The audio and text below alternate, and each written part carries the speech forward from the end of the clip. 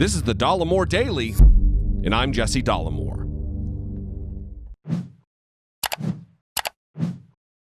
Donald Trump loves to think of himself as a tough guy. Hell, even his most ardent of supporters like to fantasize about him being a tough guy. You know, I am the most militaristic. I'm the most militaristic person ever. I am the most military-based and the most militaristic person. I am stronger militarily than any of them. Jobs will be my strength, but I think I'll be equally strong militarily. And yet I'm the most militaristic person there is. He's the most militaristic, but because he's a physical coward, 5 times he avoided his chance to serve his country in the military because he had a doctor write a note that the little boo-boo had sore feetsies. Honestly, I hate to see that. Here's a guy throwing punches, nasty as hell, screaming and everything else when we're talking. And he's walking out, and we're not allowed, the guards are very gentle with him. He's walking out like big high fives, smiling, laughing. Like to punch him in the face, I'll tell you. He talks tough about personally, physically harming protesters from the safety of an impenetrable net of protection of an armed team of security and bodyguards. None of that matters to his donkey, low-information, diehard supporters, though. The fantasy sustains them. It's like a vitamin supplement for simpletons.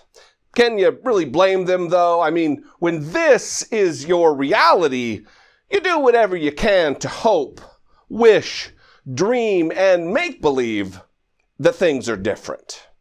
The truth of the matter, though, is that because Donald Trump is such a weakling, riddled with crippling insecurities, he tries to fake it by acting like a mob boss tough guy, threatening small-time contractors that he refused to pay with lengthy and expensive lawsuits. Really threatening anybody and everybody who became an obstacle to his scamming and fraud. And over the course of these past 3 years, it has become crystal clear that his presidency has been no different. He threatens our economic allies with trade wars, threatens our military allies with removal of U.S. support, threatens journalists with prison, threatens our enemies with war crimes, and threatened the entire planet with a thermonuclear apocalypse. He rules via threat. Hell, he's now only the 3rd president in the entire history of our country to be impeached because of threats to withhold military aid to Ukraine unless they interfered in our 2020 election, helping him to win. So why would it come of any surprise to anybody that he would threaten United States senators if they vote against him?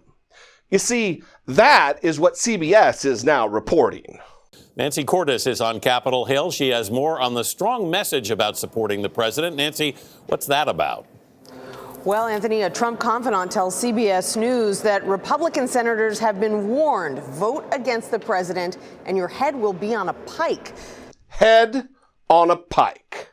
And so far, that threat is working because Republican senators haven't broken ranks at all in the face of a devastating case being laid out by Adam Schiff and his fellow House impeachment managers. In fact, as part of his closing arguments, Adam Schiff brought up this reporting from CBS. CBS News reported last night that a Trump confidant said that GOP senators were warned, vote against your president, vote against the president, and your head will be on a pike. Now, I don't know if that's true. Vote against the president and your head will be on a pike. I have to say, when I read that, and again, I don't know if that's true, but when I read that, I was struck by the irony. By the irony. I hope it's not true. I hope it's not true. But I was struck by the irony of the idea when we're talking about a president who would make himself a monarch, that whoever that was would use the terminology of a penalty that was imposed by a monarch. a head on a pike. Threats. Threats. Threats. That is all Donald Trump has, are threats. When the truth isn't on your side, you rely on threats. When the restrictions placed upon you by the United States Constitution run counter to the manner with which you operate, you turn to threats. When the evidence against you is incontrovertible, you lash out with threats. And when a majority of the American people believe you should be removed from office, all you got is threats. So raise your hand if you're shocked that Donald Trump took to Twitter yesterday to effectively threaten in veiled language the life of House Impeachment Manager and House Intelligence Committee Chairman Adam Schiff, tweeting, "Shifty Adam Schiff is a corrupt politician and probably a very sick man. He has not paid the price yet for what he has done to our country." Now listen. There are some out there who contend that this ominous language from the dipshit we're currently calling a president isn't actually a threat. For instance, Human Hee-Haw episode, Oklahoma Senator James Lankford appeared on CNN's State of the Union with Jake Tapper and practiced some pretty spectacular pearl clutching over Adam Schiff, even mentioning the CBS report about Donald Trump's head on a pike threats, when completely dismissing this egregious threat communicated on Twitter to Adam Schiff himself. So, I mean, that tweet from the president, he said Schiff has not paid the price yet. I mean, Adam Schiff has been getting death threats, sources tell me.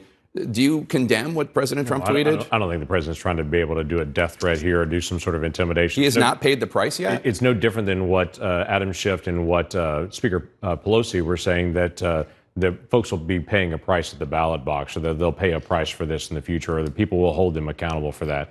So you look at both of them, I think, the same way. Both of them are saying, hey, the American people will speak on this. Well, you know, what's interesting is you were very offended, as were other senators, from Friday night, when Schiff, on the floor of the Senate, argued that, well, he was quoting a CBS News report that had a confidant of President Trump saying that Republicans would pay a price, that it would be your heads on a stick. And he was quoting the CBS News report, quoting of a Trump confidant, but you were offended by that. So the offensive part there is he was saying the president had communicated to us that our heads will be on a pike if we oppose him. And all of us looked at each other and said, we've heard no such comment from the president. We felt no such pressure from the president.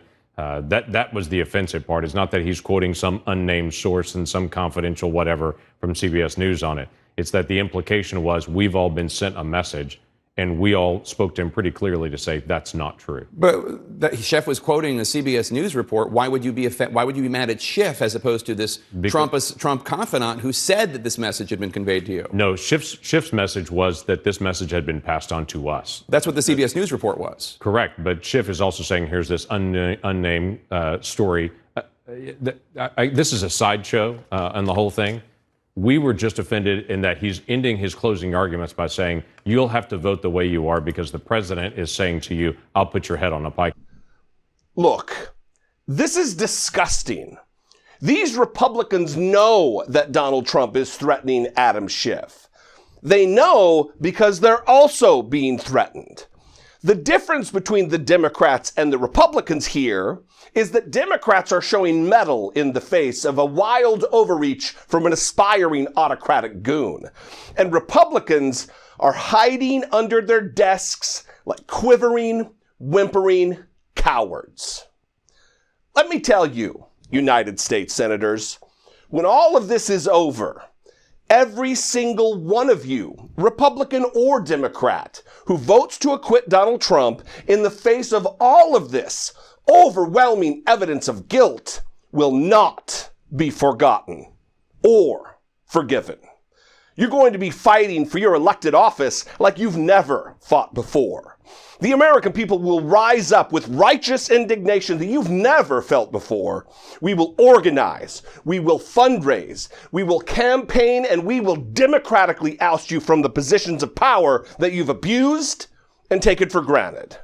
To cover for this Mafia Don wannabe is an affront to your sacred oaths to the Constitution, an affront to the rule of law, and a cowardice-fueled betrayal that you will answer for. There is a threat you can count on.